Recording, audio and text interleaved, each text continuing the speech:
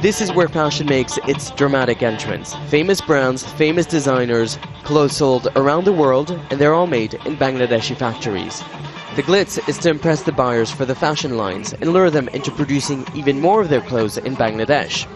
You won't hear any mention here of the factory fire that killed 112 workers a month ago.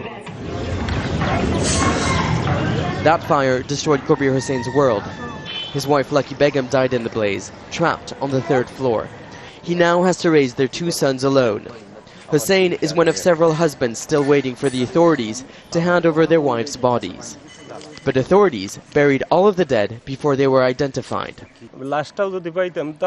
If at least we could have my wife's body, I could find peace, bury her for my son and me.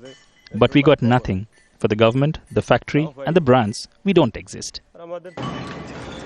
Inside the factory, we found clothes labeled by Walmart, CNA and Sears. But none of the brands that had clothes made in this factory have offered compensation. They say they didn't know their clothes were being made here. Their subcontractor, Lien Fung, which ordered the clothes, has offered the victim's family just $1,200 each.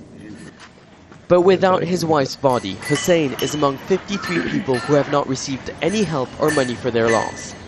The fire department says the factory did not meet safety standards and was operating without a certificate. So far, no one in management has been punished. In fact, labor activists say they continue to produce clothes for global brands in other factories the company owns. We walked into one of those factories. We found bars on the windows and just one staircase for 500 people. Workers told us they hadn't had a fire drill for over a year. We saw clothes bearing Walmart's fashion label, George.